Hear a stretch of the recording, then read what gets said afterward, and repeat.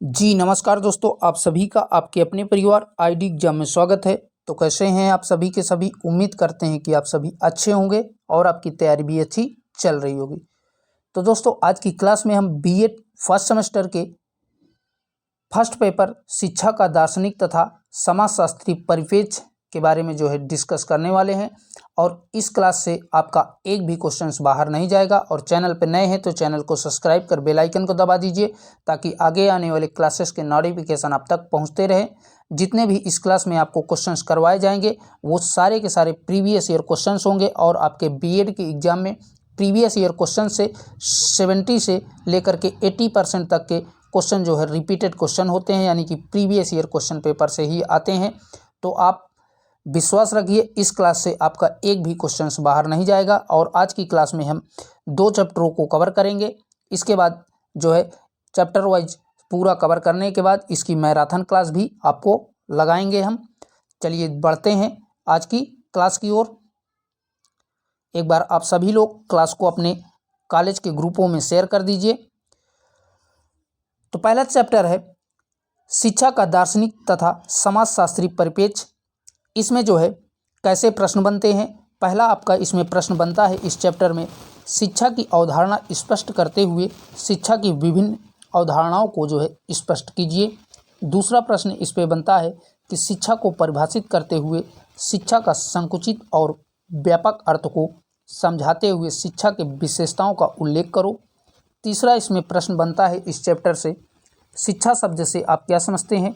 शिक्षा एक प्रक्रिया है, इस कथन से आप कहाँ तक सहमत हैं, उल्लेख कीजिए।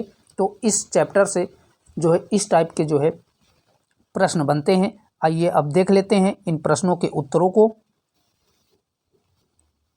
तो सबसे पहले आपकी हेडिंग पड़ेगी शिक्षा का अर्थ। तो शिक्षा का अर्थ में आप लिखेंगे कि शिक्षा शब्द शिक्षा धातु से मिलकर के बना हुआ है। किसे? शिक्ष धातु से मिलकर के बना हुआ है। इसमें 3 पहलुओं का समावेश होता है। कौन कौन से? ज्ञान, पाठ्यचर्या और व्यवहार में परिवर्तन। यही 3 पहलुओं से मिलकर के ये शिक्षा का अर्थ बना हुआ है। और ये शिक्ष धातु से मिलकर के शिक्षा शब्द बना हुआ है।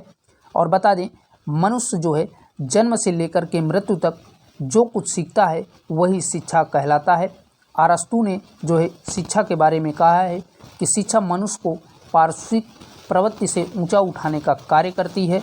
तो अरस्तु जी ने कहा था कि शिक्षा मनुष्य को पार्श्विक प्रवृत्ति से ऊंचा उठाने का कार्य करती है। और आगे देखते हैं कि शिक्षा शब्द को अंग्रेजी में एजुकेशन कहते हैं, जिसका अर्थ शिक्षित करना होता है। तो इतना आप नोट डाउन कर लीजिए, फिर आगे बढ़ते हैं। फिर दोस्तों आपकी अगली नेक्स्ट हेडिंग पड़ेगी शिक्षा एक प्रक्रिया है। तो शिक्षा एक प्रक्रिया के रूप में है। तो इसको जान लेते हैं। मनुष्य विकास की और शिक्षा की व्यक्ति की नैसर्गिक एवं भौतिक और रासायनिक शक्ति के बीच की कड़ी या प्रक्रिया है। तो कहने का मतलब शिक्षा मनुष्य के विकास और शिक्षा की व्यक्ति की नैसर्गिक और भौतिक तथा रासायनिक शक्तियों के बीच की ये एक प्रकार की कड़ी होती है। अब इसका शिक्षा का अर्थ क्या होता है। तो शिक्षा मानव जीवन में जीवन पर्यंत चलने वाली प्रक्रिया है, चाहे वह विद्यालयी शिक्षा हो चाहे वो सामाजिक शिक्षा हो। कहने का मतलब शिक्षा मनुष्य के जीवन में जीवन पर्यंत चलती रहती है, चाहे वो विद्यालयी शिक्षा हो चाहे सामाजिक शिक्षा हो। ठीक है। अब प्लूटो के अनुसार इसने शिक्षा के बारे में प्लूटो ने क्या कहा था कि अच्छी आदतों द्वारा मनुष्य के सद्गुणों का विकास होता है। तो याद रखिएगा, प्लूटो ने क्या कहा था, अच्छी आदतों द्वारा मनुष्य के सद्गुणों का विकास होता है। और स्वामी विवेकानंद जी के शब्दों में देखें तो मनुष्य की अंतर्निहित पूर्णताओं को व्यक्त करना ही शिक्षा कहलाता है। टर्मन के अनुसार देखें तो टर्मन ने बताया था कि विकास का क्रम जो मनुष्य के भौतिक, रासायनिक, सामाजिक, आध्यात्मिक वातावरण के अनुकूल बनाना ही शिक्षा कहलाता है। तो ये शिक्षा शास्त्रियों के अनुसार शिक्षा की परिभाषा हो गई। आप किसी 2 शिक्षा शास्त्रियों को लिख देंगे पेपर में। अगले शिक्षा शास्त्री ने अरस्तु के अनुसार देखें तो अरस्तु ने कहा है स्वस्थ शरीर में स्वस्थ मन का व चरित्र का निर्माण करना ही शिक्षा कहलाता है। ठीक है। अब देखते हैं रूसो के अनुसार शिक्षा की परिभाषा। तो रूसो ने बताया था कि मनुष्य के अंतर्निहित शक्तियों को व्यक्त करना ही शिक्षा है। तो ये जो है रूसो ने शिक्षा की परिभाषा दिया था, नोट डाउन कर लीजिए। फिर आगे बढ़ते हैं।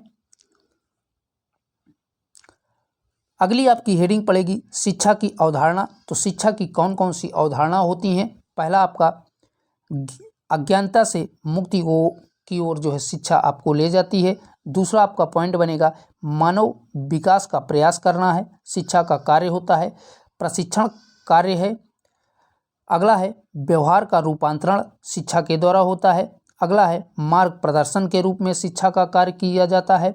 और व्यक्ति पर पर्यावरण का प्रभाव पड़ता है, शिक्षा के कारण ही ये सब कुछ संभव हो सकता है। तो नोट डाउन कर लीजिए। चलिए देखते हैं अगले क्वेश्चन को। अब आते हैं शिक्षा के प्रकार। तो शिक्षा के कौन कौन से प्रकार हैं इनको जान लेते हैं, मोस्ट इम्पॉर्टेंट है ये आपके एग्जाम में। इनमें से जो है शिक्षा के प्रकार 3 प्रकार के होते हैं। कौन कौन से।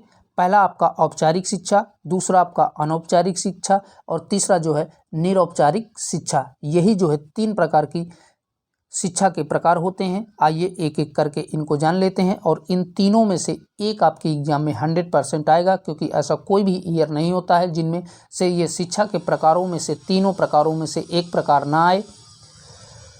तो पहले बात करेंगे औपचारिक शिक्षा की। तो औपचारिक शिक्षा में स्थान, समय आदि सभी चीज़ें निश्चित होती हैं। इस शिक्षा के अंतर्गत सभी कुछ नियमानुसार होता है। इसमें जो है विषय वस्तु जानबूझकर पढ़ाया जाता है। औपचारिक शिक्षा विद्यालय, लाइब्रेरी, आर्ट गैलरी, संग्रहालय आदि स्थानों में ग्रहण की जाती है। कहने का मतलब औपचारिक शिक्षा वह शिक्षा होती है जिसमें समय, स्थान सारी चीज़ें जो है निश्चित होती हैं। इसमें पाठ्यक्रम भी निश्चित होता है और यह नियम अनुसार से चलने वाली एक प्रकार की शिक्षा होती है। औपचारिक शिक्षा यह जो है विद्यालय में, गैलरी आर्ट में, संग्रहालय में आदि स्थानों में जो है ग्रहण की जा सकती है। तो नोट डाउन कर लीजिए। अब पढ़ते हैं अगली शिक्षा के बारे में, अनौपचारिक शिक्षा के बारे में। तो अनौपचारिक शिक्षा में क्या है कि अनौपचारिक शिक्षा एक मुक्त शिक्षा है। इसमें समय सीमा और कोई नियमावली नहीं होती है। यह शिक्षा समाज व वस्तु अनुभव के आदान प्रदान, क्रय विक्रय, परिवार, आस पड़ोस आदि स्थानों से प्राप्त की जाती है। कहने का मतलब अनौपचारिक शिक्षा औपचारिक शिक्षा के जस्ट अपोजिट होती है। यह जो है एक प्रकार की मुक्त शिक्षा होती है। इसमें जो है कोई समय सीमा निश्चित नहीं होती है। इसमें जो है मनुष्य अपने समाज, आस पड़ोस, परिवार से जो शिक्षा ग्रहण करता है वही जो है अनौपचारिक शिक्षा कहलाती है। ठीक है दोस्तों, आइए बढ़ते हैं तीसरी शिक्षा के बारे में, जो कि निरौपचारिक शिक्षा है। तो इसमें जो है निरौपचारिक शिक्षा में क्या है कि यह शिक्षा औपचारिक और अनौपचारिक शिक्षा के बीच की क्या है, कड़ी होती है। इसमें ना ही ज़्यादा बंधन और ना ही ज़्यादा खुलापन होता है। निरौपचारिक शिक्षा के अंतर्गत स्वतः चीज़ों को सीखना पड़ता है।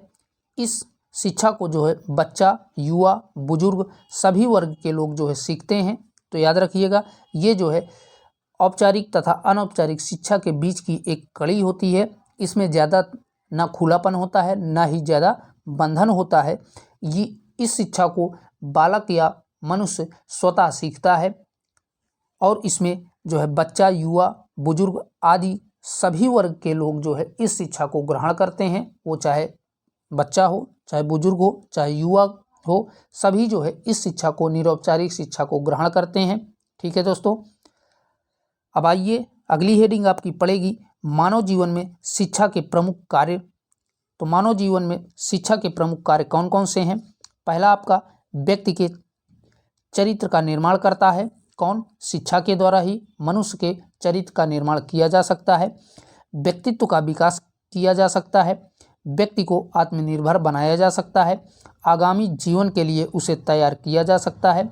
जन्मजात शक्तियों का विकास किया जा सकता है। व्यवहारिक कुशलता की उन्नति करना शिक्षा के द्वारा ही संभव है। और सांस्कृतिक की रक्षा करना ही जो है शिक्षा के द्वारा ये सभी कुछ संभव हो सकता है। ठीक है दोस्तों, इन्हें आप अगर लॉन्ग में आता है तो इन्हें आप इन पॉइंटों को हेडिंग के रूप में भी बना करके लिख सकते हैं। अगर शार्ट में आता है तो नंबर वाइज लिख सकते हैं। ठीक है दोस्तों, वो आपके क्वेश्चन पेपर पे डिपेंड करता है कि किस टाइप से एग्जामिनर जो है आपसे प्रश्न पूछा है। अगर लॉन्ग आंसर में दीर्घ उत्तरीय में पूछता है तो इन सभी पॉइंटों को आप हेडिंग बना करके इनमें जो है 2-2, 4-4 लाइन लिख सकते हैं। जैसे कि पहला पॉइंट है व्यक्ति के अच्छे चरित्र का निर्माण करना, तो इस पे आप लिखेंगे कि शिक्षा के द्वारा ही व्यक्ति के चरित्र का जो है निर्माण किया जा सकता है। वो अपने आगामी जीवन के लिए शिक्षा के द्वारा ही योजनाओं को तैयार कर सकता है। तो ऐसे जो है इन पॉइंटों में थोड़ा थोड़ा लिख देंगे। चलिए अब आगे बढ़ते हैं। अगला आपकी हेडिंग पड़ेगी कि राष्ट्रीय जीवन में शिक्षा के क्या कार्य हैं। तो कोई भी मनुष्य जो है अगर शिक्षा ग्रहण किया है तो उसके क्या क्या राष्ट्रीय जीवन में कर्तव्य होते हैं। तो सामाजिक भावना की जागृति करना, सामाजिक सुधार करना, देश के विकास करना, कर्तव्य परायण बनना, राष्ट्रीय एकता की स्थापना करना, राष्ट्र की संपदा की सुरक्षा करना। ये जो है राष्ट्रीय स्तर पर शिक्षा के जो है कार्य हो सकते हैं। ठीक है दोस्तों, नोट डाउन कर लीजिए। एक बार आप सभी लोग क्लास को शेयर कर दीजिए और जिन लोगों ने चैनल को सब्सक्राइब नहीं किया है तो आप सभी चैनल को भी सब्सक्राइब कर दीजिए। चलिए आगे बढ़ते हैं। अगला पॉइंट है, इसमें आपसे पूछेगा कि जो है शिक्षा के द्विध्रुवी या त्रिध्रुवी पक्ष के टिप्पणी कीजिए। शॉर्ट में पूछता है, लॉन्ग आंसर में। ठीक है, कहेगा प्रश्न आपसे कि शिक्षा के द्विध्रुवी पक्ष पर टिप्पणी कीजिए या शिक्षा के त्रिध्रुवी पक्ष पर टिप्पणी कीजिए। तो बता दें आपकी हेडिंग पड़ेगी शिक्षा के द्विध्रुवी तथा त्रिध्रुवी पक्ष। अब इसको जान लेते हैं। जॉन डीवी और जॉन अहमद ने शिक्षा को द्विध्रुवी पक्ष माना है। तो किसने? जॉन डीवी और जॉन अहमद ने जो है शिक्षा को द्विध्रुवी पक्ष माना है, जबकि रायबर्न ने शिक्षा को त्रिध्रुवी पक्ष माना है। ठीक है दोस्तों, अब आइए जान लेते हैं कौन कौन से होते हैं। शिक्षा में 2 चीज़ें होती हैं, मनोवैज्ञानिक और सामाजिक। जॉन डीवी के अनुसार अगर देखें तो द्विध्रुवी पक्ष है कौन कौन से? मनोवैज्ञानिक और सामाजिक पक्ष। जॉन अहमद के अनुसार अगर देखें शिक्षा के, तो उन्होंने भी द्विध्रुवी शिक्षा को बताया है। इसमें क्या क्या? शिक्षार्थी और शिक्षक का होना आवश्यक है। अगर रायबर्न के अनुसार देखें तो रायबर्न ने शिक्षा को त्रिध्रुवी पक्ष माना है। उन्होंने बताया है कि शिक्षा में जो है शिक्षार्थी, शिक्षक और पाठ्यचर्या का होना आवश्यक है। तो ये आपका रायबर्न के अनुसार शिक्षा के त्रिध्रुवी पक्ष हो जाएगा। ठीक है दोस्तों, नोट डाउन कर लीजिए। चलिए अब बढ़ते हैं अगले नेक्स्ट चैप्टर पे, दूसरे चैप्टर पे।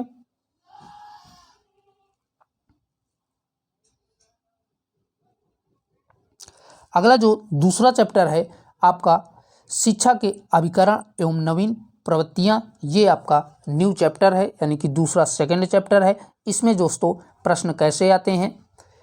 इसमें प्रश्न बनते हैं कि शैक्षिक अभिकरण के रूप में विद्यालय के कार्यों का वर्णन कीजिए, अथवा इसी प्रश्न को ऐसे भी पूछ लेता है कि शिक्षा के औपचारिक, अनौपचारिक और निरौपचारिक अभिकरणों की विशेषताएं बताइए। शिक्षा के विभिन्न अभिकरणों की तुलनात्मक अध्ययन कीजिए। और अगला प्रश्न इसमें बनता है कि शिक्षा के विभिन्न अभिकरणों का वर्णन कीजिए। इसी प्रश्न को दूसरे शब्दों में पूछता है, शिक्षा के अभिकरणों का वर्गीकरण कीजिए। तो इस टाइप से इसमें जो है प्रश्न बनते हैं।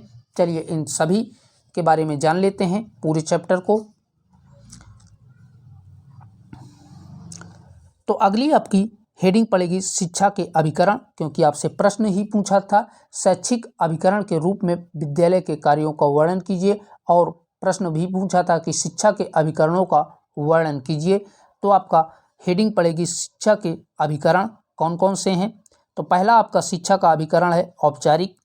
तो इसमें जो है आप सभी जानते हैं कि औपचारिक शिक्षा में क्या होता है कि इसमें समय, स्थान, पाठ्यक्रम, समय सीमा, शैक्षिक उद्देश्य आदि सभी चीज़ें जो है सुनिश्चित होती हैं, और व्यापकता एवं वास्तविकता का अभाव इसमें होता है।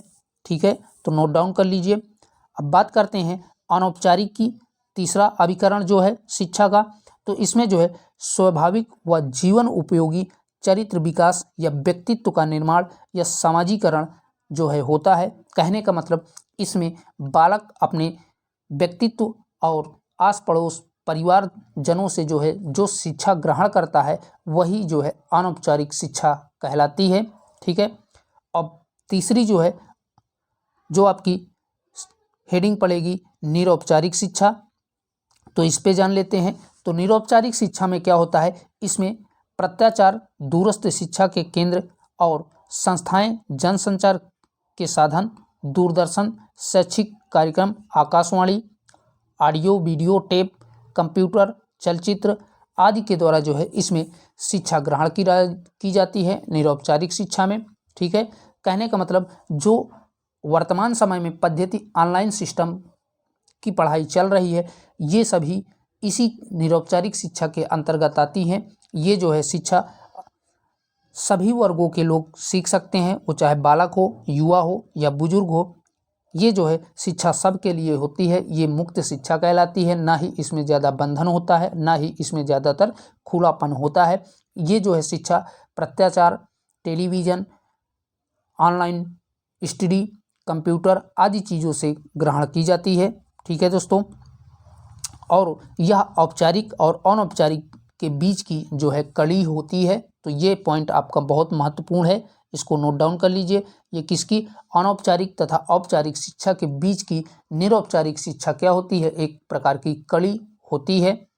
चलिए बढ़ते हैं आगे। अगला आपका हेडिंग बनेगा शैक्षिक अभिकरणों के रूप में विद्यालय के कार्यों का वर्णन। जो शैक्षिक अभिकरण है उनको जो है विद्यालय में जो है उनका क्या क्या कार्य है, तो आइए देख लेते हैं पॉइंट वाइज। पहला इसका कार्य है सांस्कृतिक का विकास करना, दूसरा इसका कार्य है वैदिक विकास करना, तीसरा आपका बनेगा नागरिकता के गुणों का विकास करना, चौथा बनेगा शारीरिक विकास का कार्य, यानी कि शारीरिक मनुष्य के शरीर के विकास करने में भी इसका जो है अहम योगदान रहता है। अगला है चारित्रिक व नैतिक विकास करना। कहने का मतलब बालक के चारित्रिक और मनोवैज्ञानिक दृष्टिकोण से जो है बालक का ये विकास करता है। अगला आपका पॉइंट है कि औद्योगिक और व्यावसायिक शिक्षा देना, यानी कि बालक को औद्योगिक और व्यावसायिक शिक्षा भी इसी के अंतर्गत दिया जाता है।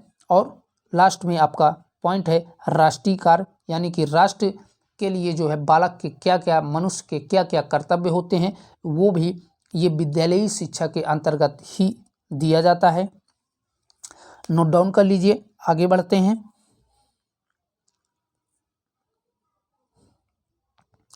अगली आपकी हेडिंग पड़ेगी शैक्षिक अभिकरण को प्रभावशाली बनाने के उपाय।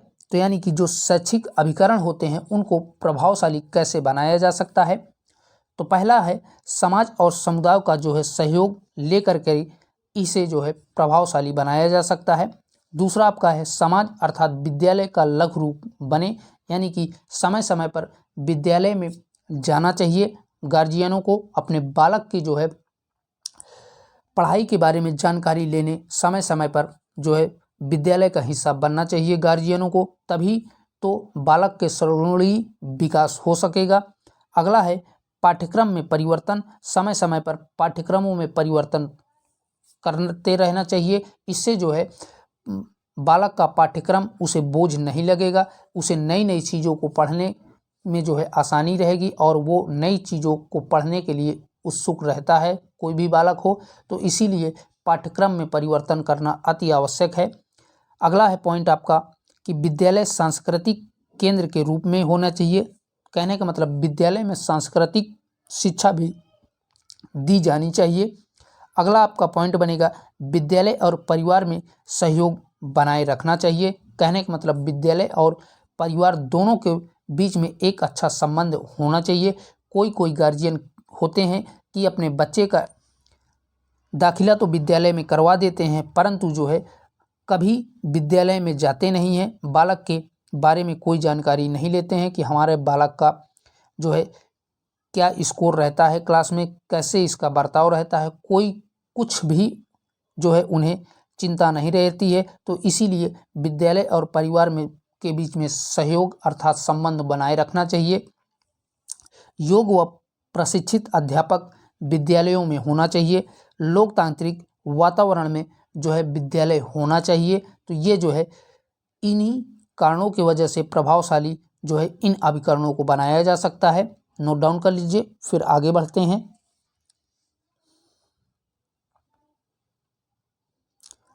अगला आपका हेडिंग पड़ेगा शैक्षिक अभिकरण के रूप में परिवार के कार्यों का वर्णन। तो यानी कि शैक्षिक अभिकरण के रूप में परिवार के क्या क्या कार्य हो सकते हैं।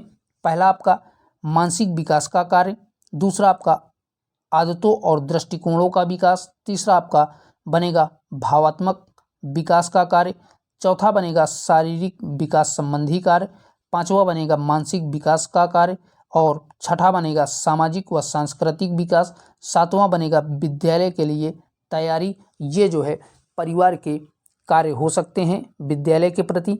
नोट डाउन कर लीजिए, फिर आगे बढ़ते हैं।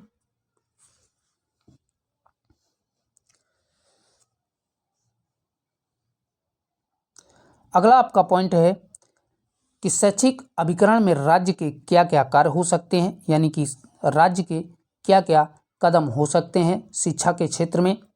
तो पहला आपका है विद्यालयों को आर्थिक सहायता जो है राज्यों को प्रदान करना चाहिए। अगला है शिक्षा के प्रति जागरूकता जो है उत्पन्न करना चाहिए।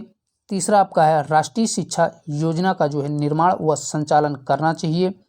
निःशुल्क अनिवार्य शिक्षा की व्यवस्था राज्यों को करना चाहिए, प्रत्येक राज्य में विद्यालय की स्थापना करना चाहिए और योग्य शिक्षकों व व्यवस्था करना चाहिए।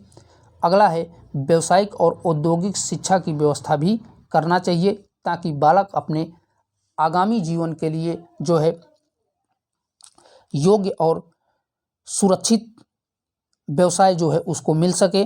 इसलिए विद्यालयी शिक्षा के साथ साथ व्यावसायिक और औद्योगिक शिक्षा भी बालक को देना अति आवश्यक होता है। आइए अब जान लेते हैं शिक्षा की नवीन प्रवृत्तियां कौन कौन सी हैं। अगला आपका प्रश्न पूछता है कि शिक्षा में नवीन प्रवृत्तियां को स्पष्ट कीजिए या शिक्षा में नवीन प्रवृत्तियों को जो है उल्लेख कीजिए। तो इसमें जान लेते हैं कि शिक्षा में नवीन प्रवृत्तियों से तात्पर्य नवाचार से है। नवाचार शब्द नव प्लस आचार से मिलकर के बना है। तो किससे किससे नवाचार शब्द बना है? नव प्लस आचार शब्द से मिलकर के नवाचार शब्द बना हुआ है, जिसमें जो है नव का अर्थ नवीनतम और आचार का अर्थ जो है परिवर्तन होता है। अर्थात किसी में नया परिवर्तन करना ही नवाचार कहलाता है। कहने का मतलब शिक्षा के नवीन प्रवृत्तियों से तात्पर्य नवाचार से होता है। नवाचार शब्द नव प्लस आचार से मिलकर के बना है, जिसमें नव का अर्थ होता है नवीन और आचार का अर्थ होता है परिवर्तन करना। कहने का मतलब नया परिवर्तन करना किसी चीज़ में ही नवाचार कहलाता है। अब आइए शिक्षा शास्त्रियों के अनुसार नवाचार की परिभाषा देख लेते हैं। तो एम बी माइक के अनुसार, तो एम बी माइक महोदय ने जो है नवाचार के बारे में कहा है कि जानबूझकर किया जाने वाला नवीन व विशिष्ट परिवर्तन उसे प्रणाली के उद्देश्यों को करने के लिए अधिक जो है प्रभावकारी माना जाता है। ये जो है एम बी माइक के अनुसार परिभाषा है, ठीक है, नवाचार की। ऑक्सफोर्ड डिक्शनरी के अनुसार नवाचार की परिभाषा देखें तो उसमें कहा गया है कि नवाचार किसी नवीनता को जो है लागू करना, किसी स्थापित वस्तु में परिवर्तन लाना, एक नवीन प्रचलन स्थापित विधियों में जो है परिवर्तन लाना ही नवाचार कहलाता है। ठीक है दोस्तों, अब एच.जी. बर्नेट के अनुसार, एच.जी. बर्नेट महोदय ने नवाचार के बारे में क्या कहा है कि कोई विचार, व्यवहार या वस्तु जो नया है एवं अवस्थित प्रारूप से जो गुणात्मक दृष्टि से भिन्नता आती है वही जो है नवाचार कहलाता है। कहने का मतलब कोई विचार, व्यवहार, वस्तु में जो कुछ भी नया कर सकती है वही जो है उसके गुणात्मक दृष्टिकोण में कोई भी परिवर्तन कर सकती है, वही जो है नवाचार कहलाती है। कहने का मतलब कोई भी पुरानी वस्तु है उसमें जो है मनुष्य अपना जो है दिमाग लगा करके उसे सुंदर और अच्छा जो है सजावट कर देता है और वो जो है सुंदर दिखने लगती है, तो वही जो है नवाचार कहलाता है। ठीक है दोस्तों, आइए अब बढ़ते हैं आगे। अगला जो आपका प्रश्न बनता है इस पे पूछता है कि बालक की आदर्श माताएं आदर्श अध्यापिकाएं होती हैं, टिप्पणी कीजिए। प्रश्न इसमें जो है पूछा जाता है कि माताएं जो है आदर्श अध्यापिकाएं बालक की होती हैं, उल्लेख कीजिए। तो बता दें फ्रोवेल ने कहा है कि माताएं जो है आदर्श अध्यापिकाएं होती हैं और घर द्वारा दी जाने वाली शिक्षा सबसे अधिक प्रभावशाली और वास्तविक है। उक्त कथन सत्य है। चूँकि बालक परिवार में जन्म लेता है और सर्वप्रथम अपनी माँ से चलना बोलना, मैं और तुम में अंतर करना, प्रेम करना, शिक्षा त्याग प्राप्त करना आदि चीज़ें माँ से ही बालक सीखता है। इसलिए माँ को एक आदर्श अध्यापिका कहना उचित होगा। महात्मा गांधी ने अपनी माता से धार्मिकता की आचरण, जगदीश चंद्र बोस ने अपनी माता से वैज्ञानिक अन्वेषण और शिवाजी ने अपनी माता से जो है वीरता की शिक्षा प्राप्त की थी। इसलिए माताओं को भारतीय साहित्य में आदि गुरु कहा जाता है। ठीक है, कहने का मतलब कि फ्रोवेल ने कहा है कि आदर्श माताएं जो है आदर्श अध्यापिकाएं होती हैं और कोई भी बालक जब परिवार में जन्म लेता है तो सबसे पहले वह अपने माता के अत्यंत करीब होता है और अपने माता से ही परिवार के अन्य सदस्यों के बारे में जान पाता है। कौन मेरे पिताजी हैं, कौन मेरे बहन है, कौन मेरा भाई है, ये सारी चीज़ें बोलना चलना बैठना उठना आदि चीज़ें जो है बालक माता से ही सीखता है। जैसा महात्मा गांधी ने अपनी माता से जो है धार्मिकता के बारे में जो है शिक्षा ग्रहण किया था और जगदीश चंद्र बोस ने अपनी माता से वैज्ञानिक अन्वेषण के बारे में जो है शिक्षा ग्रहण किया था और शिवाजी ने अपनी माता से वीरता के बारे में शिक्षा ग्रहण किया था। इसीलिए माताओं को जो है आदर्श अध्यापिकाएं कहा जाता है। ठीक है दोस्तों, इम्पॉर्टेंट क्वेश्चन है, आता है आपके बीएड फर्स्ट सेमेस्टर में, पूछता है बहुत अच्छे से। चलिए बढ़ते हैं अगले क्वेश्चन की ओर। अगला जो क्वेश्चन बनता है आपका परिवार बच्चे की जो है प्रथम पाठशाला है। ये भी आपका इम्पॉर्टेंट क्वेश्चन है, कई बार पूछा जा चुका है। तो आपका प्रश्न इसमें बनता है कि पारिवारिक जो है बच्चे की प्रथम पाठशाला होती है, टिप्पणी कीजिए। तो बता दें शिक्षा के औपचारिक साधनों में परिवार का स्थान अत्यंत जो है महत्वपूर्ण है, क्योंकि परिवार में ही बालक जन्म लेता है और परिवार में ही वह बोलना चलना सीखता है। परिवार में ही वह सबसे अधिक माँ के संपर्क में रहता है। माँ की आदतों, कार्यों व व्यवहारों का प्रभाव उसके ऊपर अधिक पड़ता है। इसलिए माँ का बालक की प्रथम शिक्षिका जो है कहा जाता है।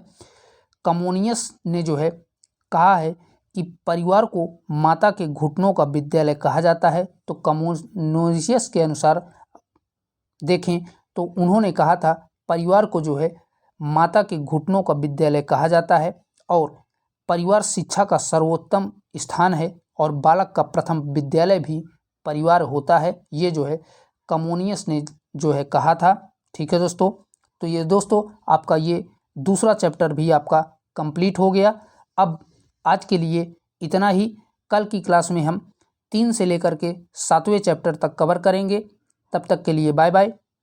और सभी लोगों से रिक्वेस्ट है, जिन लोगों ने चैनल को सब्सक्राइब नहीं किया है तो आप चैनल को भी सब्सक्राइब कर लीजिए और क्लास को अपने दोस्तों में शेयर कर दीजिए। आपको बीएड संबंधी किसी भी सेमेस्टर में आप हों, सारी क्लासेस इसी चैनल पे आपको देखने को मिलेंगी। कुछ जो है क्वेश्चन हमने टाइप करने के लिए भेजा है, जैसे ही आ जाएंगे वैसे ही 3rd सेमेस्टर की भी क्लासेस स्टार्ट हो जाएंगी। अभी 1st सेमेस्टर की चलेंगी, इसके 1 या 2 दिन बाद आपकी 3rd सेमेस्टर की भी क्लासेस होने लगेंगी, जैसे ही जो है PDF कंप्लीट हो जाएगी। ठीक है, तो तब तक के लिए बाय बाय, टेक केयर, जय हिंद।